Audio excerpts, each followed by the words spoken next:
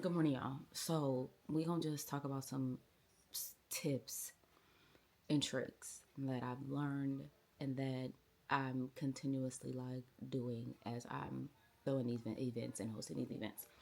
So number one, I would say is soon as you get your packages, just unbox them, take them out. If something that needs to be put together, just don't waste no time and just get it done. Because my first event, I ordered a lot of stuff and I didn't open the packages until like the day of or the day before, and then there's little like tedious things that you have to do. Get all of that shit done immediately. Like if you have candle holders that you got to put together, or you have anything that you need to put together, do that. Again, yesterday I had put. Let me show y'all. Hold on. Okay, so I went ahead and put all of the stuff, decor stuff that I've ordered so far in this plastic bin. And then I had ordered a pack, it was like 148 balloons. And I went ahead and separated them. Like this is small, extra small, small. And then this is medium, large. I need to go ahead and write what they are on the outside, but little stuff like that can get tedious and it can take up time.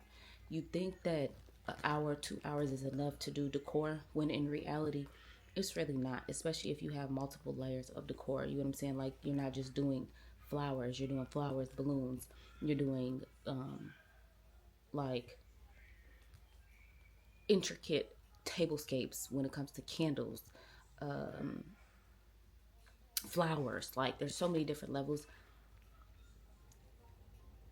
As much stuff that you can get done before the day of the event, please just go ahead and do it for real.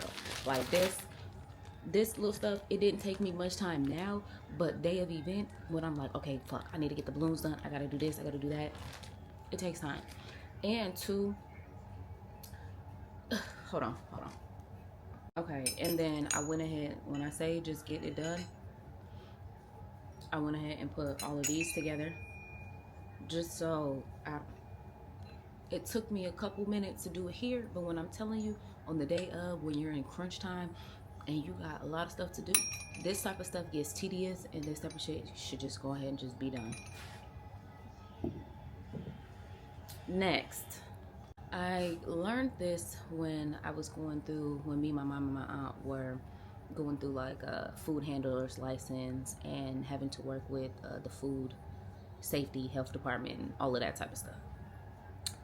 When it comes to structuring how you uh, basically come into your event and like what's first, you know what I'm saying? So like the first thing to me honestly would be your food preparation. If anything needs to be put in the refrigerator, if anything needs to be put on a warmer, that type of stuff needs to be done first.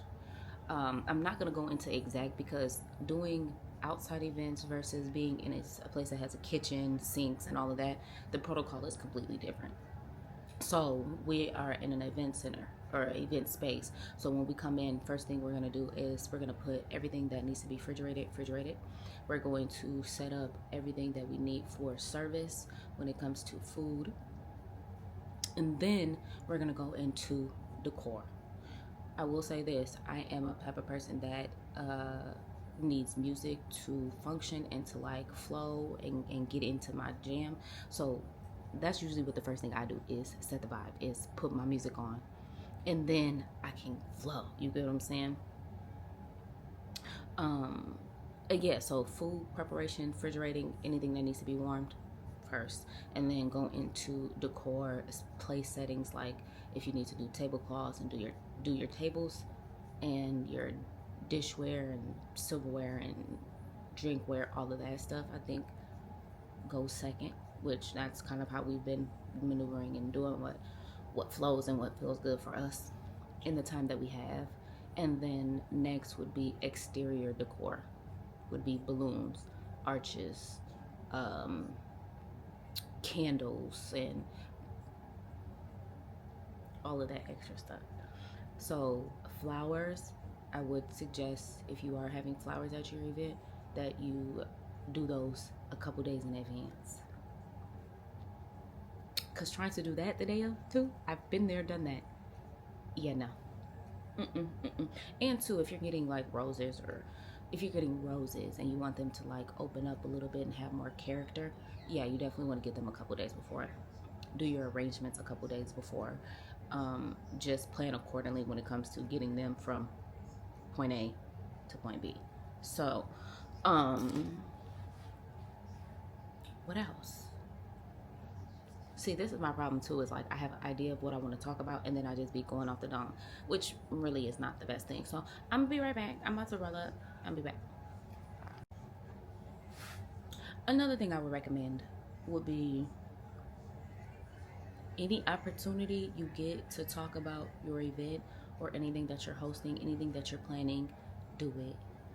I am very reserved. I don't speak much.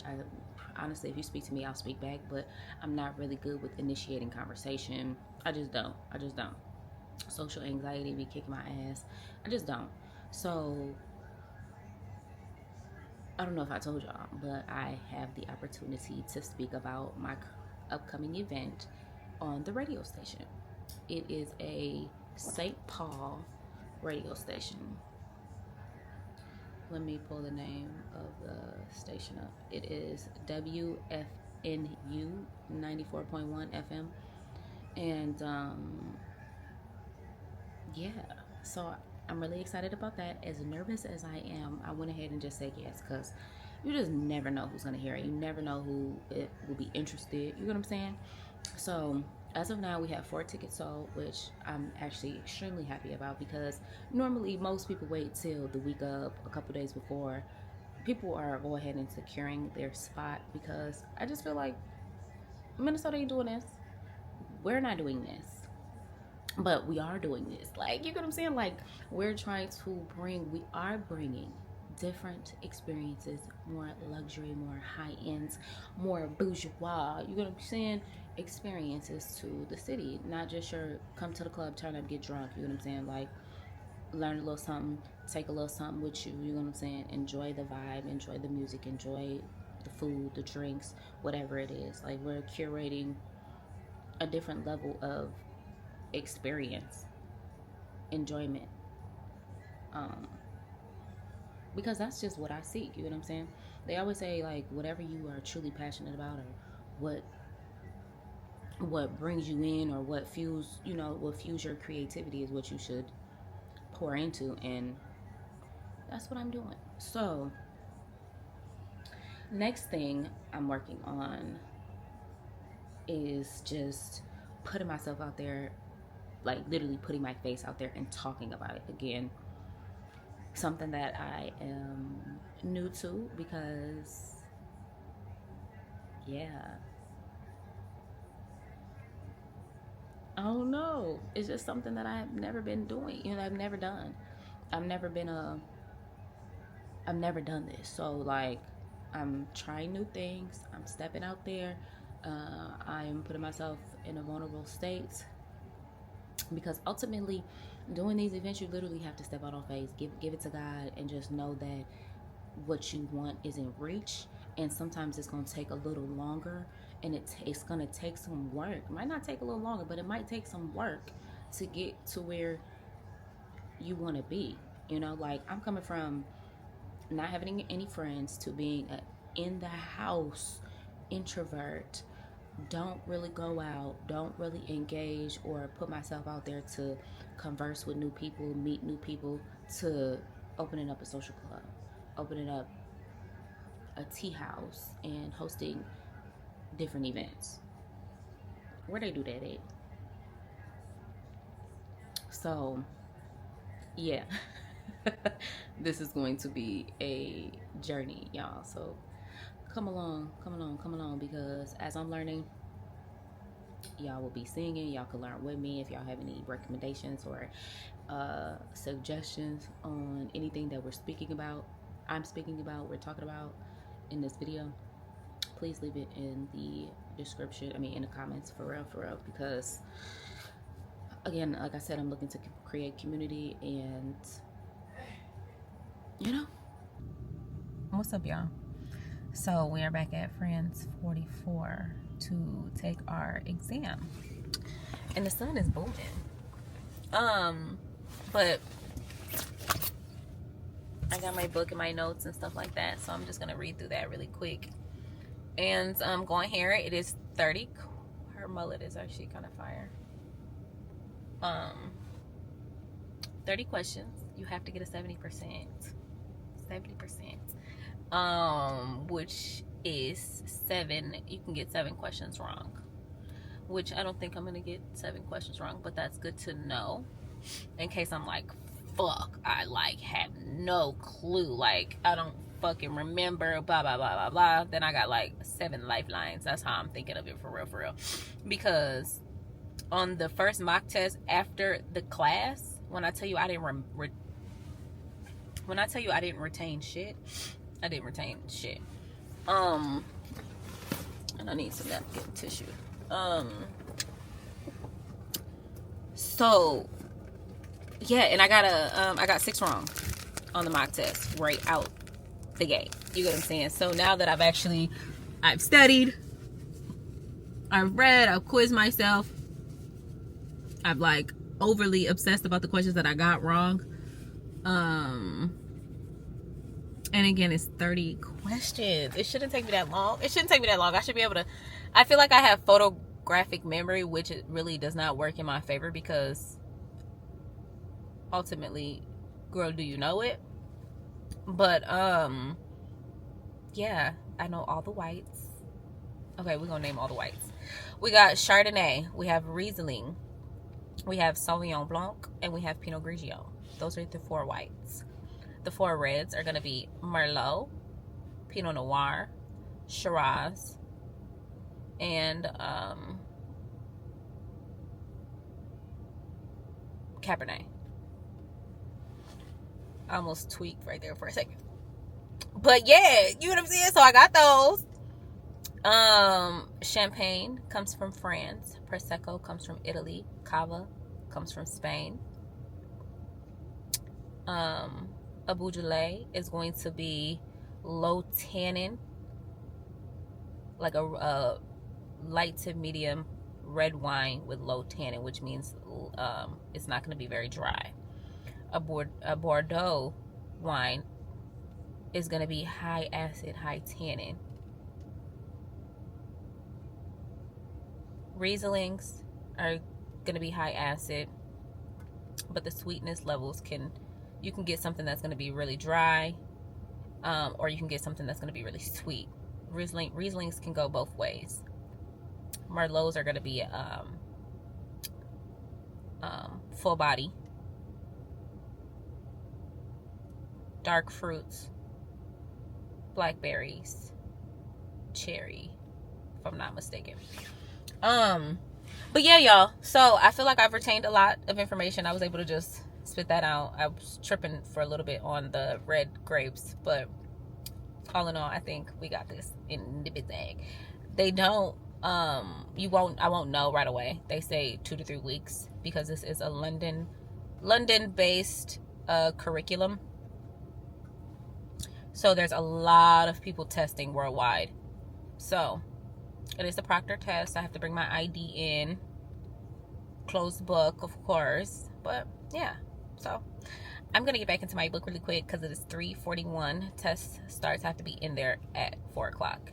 And then, I don't know, we'll roam around into the wine store, because I get 15% off. This is the last day I can get 15% off. So I'm like, let me just grab a couple bottles so we can test and see where we're kind of going for the wine tasting. So yeah, I'll call y'all back.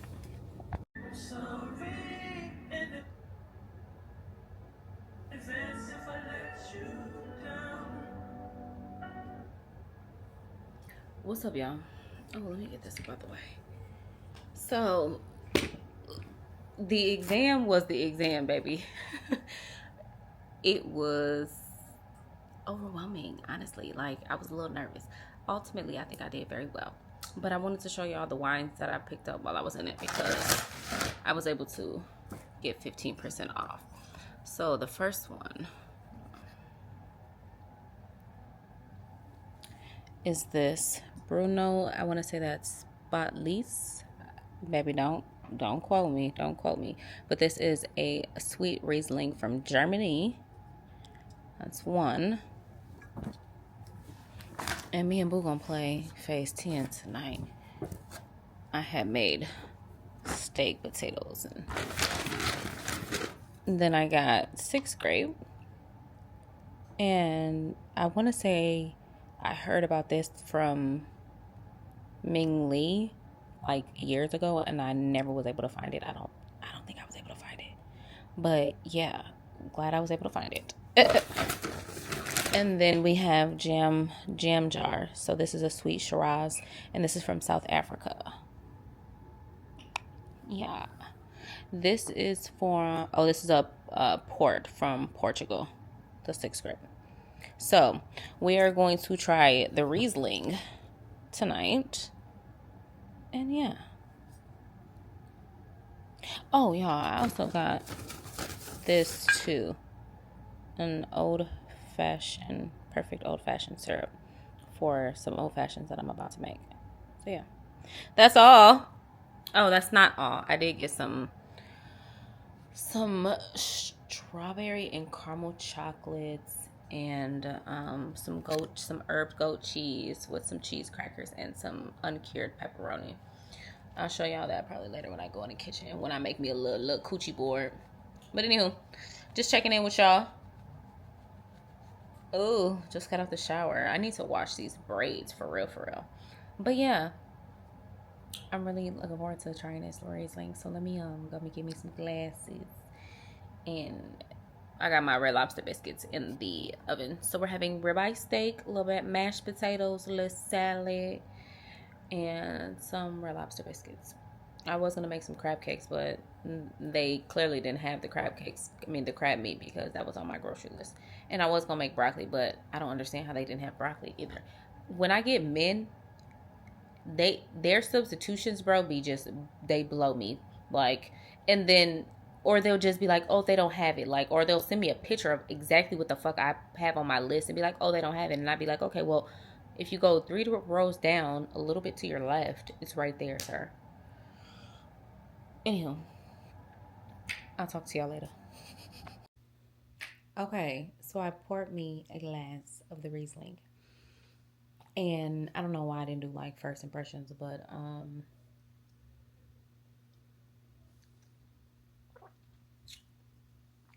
yes, this one is so good. It's tart. For me, low acid, but it's still sweet.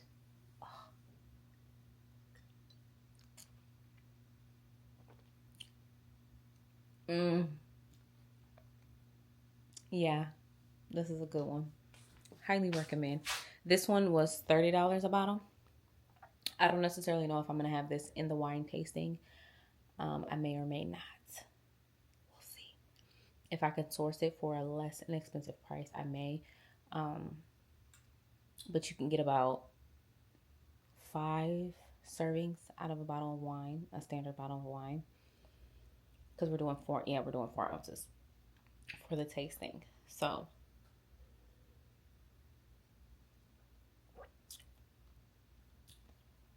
yeah, I like this one. Cheers! I'll see y'all later.